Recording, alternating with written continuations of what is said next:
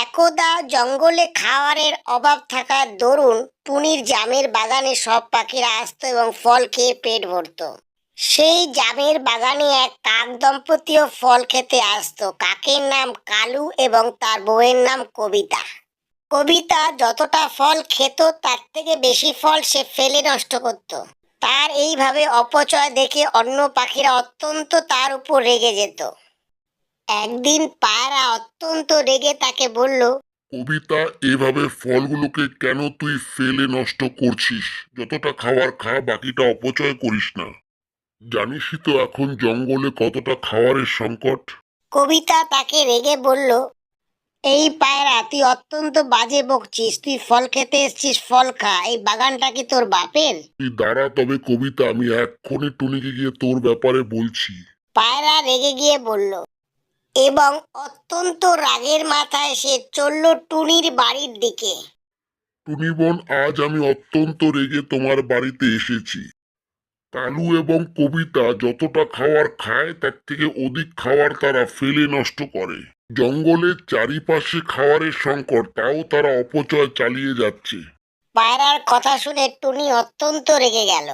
তারা আমার কষ্টের গাছের ফল এভাবে নষ্ট করতে পারে না। চলো, আমি গিয়ে তাদেরকে বলছি। রাগের মাথায় টুনি এবং পায়রা চলল জামের বাগানের দিকে। এদিকে কাক দম্পতি তাদের মতো তারা খাচ্ছিল এবং খাবারের অপচয় চালিয়ে যাচ্ছিল। টুনি এসে রেগে তাদেরকে বলল, কালু এবং কবিতা, এভাবে তোমরা খাবার কেন ফেলে নষ্ট করছো? যতটা তোমাদের প্রয়োজন তোমরা খাও, বাকিটা অপচয় করো না। কবিতা চালাকি করে বলল, টুনি, তোমার গাছের কিছু ফল মিষ্টি, কিছু ফল টক, কি করে বুঝবো? সেই জন্যই তো ফেলে ফেলে খেয়ে খেয়ে দেখতে হয়। পায়রা কবিতার এই চালাকির কথা শুনে বলল, উপরওয়ালা তোমাকে নাক দেয়নি? নাক দিয়ে শুকে তুমি বুঝতে পারো না কোনটা মিষ্টি কোনটা টক? শোনো কালু এবং কবিতা, ভালো করে এভাবে তোমরা যদি খাবার অপচয় করো তাহলে কাল থেকে তোমাদেরকে এখানে আমি আর খাবার খেতে দেব না। এই বলে টুনি পায়রার সাথে ওখান থেকে চলে গেল।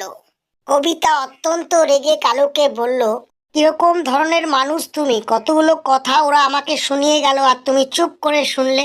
ওরা তো ঠিকই বলেছে, খাবারের অপচয় করা উচিত না। চারিপাশে খাবারের সংকট, তাও তুমি খাবারের অপচয় করছো।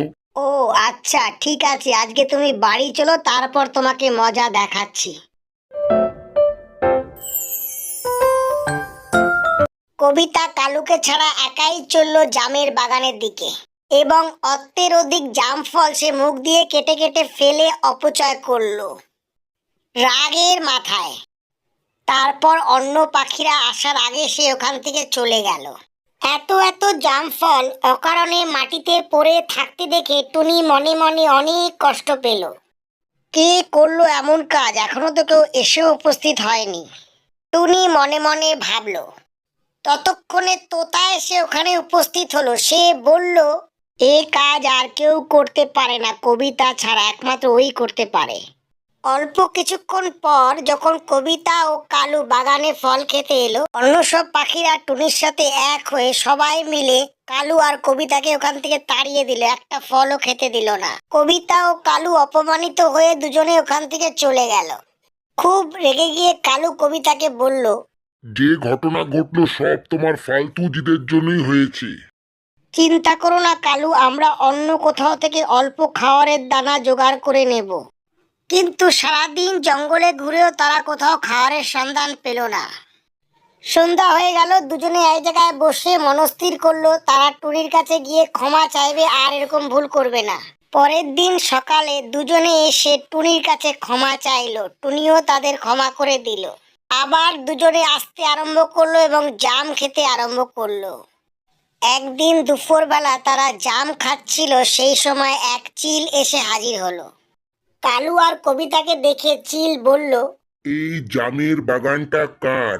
কালু আর কবিতা একসঙ্গে বলে উঠল, আমাদের বাগান এটা। তোমাদের ভালো দাম দেব, এই বাগানটা আমাকে বিক্রি করে দাও। চিল পাখিটা বলল।